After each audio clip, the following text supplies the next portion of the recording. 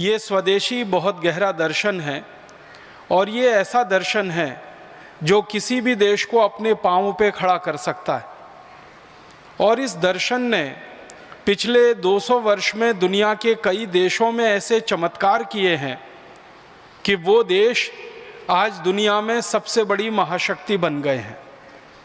मैं आपको नाम लेके कुछ उदाहरण से बताऊं, ये अमेरिका आज दुनिया की सबसे बड़ी महाशक्ति बना हुआ दिखाई देता है आपको।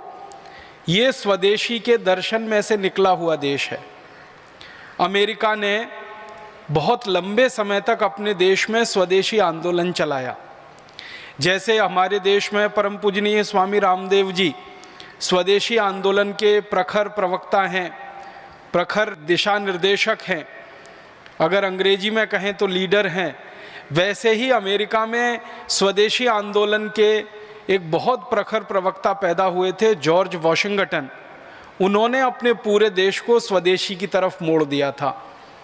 अमेरिका बहुत लंबे समय तक गुलाम रहा था अंग्रेज़ों का, लेकिन जॉर्ज वॉशिंगटन जैसे नेताओं के कारण वो अंग्रेज़ों की गुलामी से आज़ाद हुआ और स्वदेशी के रास्ते पर आगे बढ़ गया और वो अमेरिका आज दुनिया की महाशक्ति बन गया। आप अगर हैरान हो जाएंगे ये सुनकर कि मात्र पिछले 200 वर्षों में अमेरिका दुनिया की महाशक्ति बन गया। 200 वर्ष पहले तक अमेरिका का कोई अस्तित्व नहीं था। आर्थिक दुनिया में, व्यापार की दुनिया में, उद्योग की दुनिया में, सुरक्षा व्यवस्था की दुनिया में, तकनीकी की दुनिया में, विज्ञान की दुनिया में कोई भी अमेरिका का नाम लेने वाला नहीं था आज से 200 साल पहले तक। एक दूसरा उदाहरण देता हूँ, आज से लगभग 100 साल पहले तक जापान का कोई नाम लेवा नहीं था दुनिया में। जापान भी गुलाम रहा है दुनिया में कई देशों का। जापान जब अमेरिका का गुलाम था तब आपको मालूम है अमेरिका ने 2 एटम बम जापान पे गिरा दिए थे, हिरोशिमा और नागासाकी पर 1945 में, और पूरे जापान को तोड़ दिया था अमेरिका ने, ध्वस्त कर दिया था। वो जापान पिछले 60 वर्षों में, 70 वर्षों में सारी दुनिया के सामने पूरी इज्जत और सम्मान से खड़ा है। अमेरिका के बाद दूसरा नाम अगर लिया जाता है दुनिया में तो वो जापान का नाम लिया जाता है। हमारा एक पड़ोसी देश है, उसका नाम है चीन। आपको मालूम है चीन भी एक समय तक अंग्रेजों का गुलाम रहा है। अंग्रेजों ने चीन पे भी कब्जा किया था और पूरे चीन के समाज को अंग्रेजों ने नशे में डुबो दिया था। चीन को खड़ा होने में बहुत समय लगा, लेकिन चीन खड़ा हुआ। 1949 तक अगर चीन के बारे में आप जानने की कोशिश करेंगे तो पता चलेगा कि चीन भिखारी देश था। उनको खाना खाने के लिए जो चावल चाहिए वो उनके पास नहीं होता था।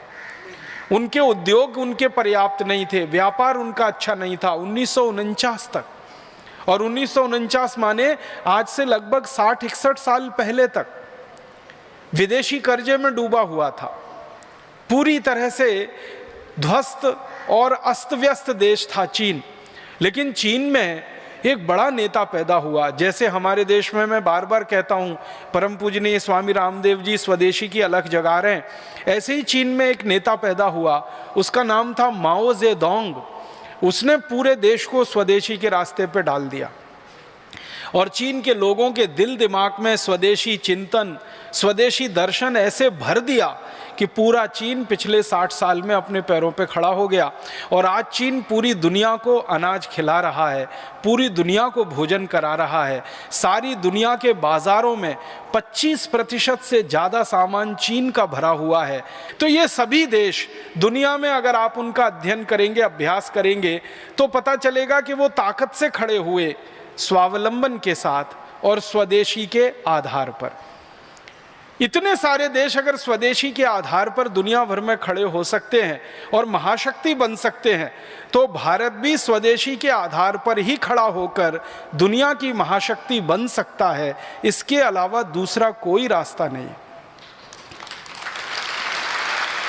अगर आप विदेशियों पर निर्भर हैं, परावलंबी हैं, तो आप दुनिया में कभी कोई ताकत हासिल नहीं कर सकते। आपके दोनों हाथों के नीचे कोई विदेशी बैसाखी लगी हुई है, जिस दिन उसने किसी ने हटा ली वो बैसाखी, आप तो गिर जाएंगे।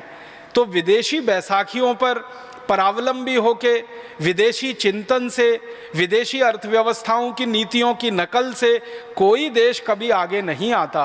हर देश को आगे आने के लिए स्वदेशी का चिंतन, स्वदेशी का मनन और स्वदेशी का अनुपालन करना पड़ता है अपने जीवन में।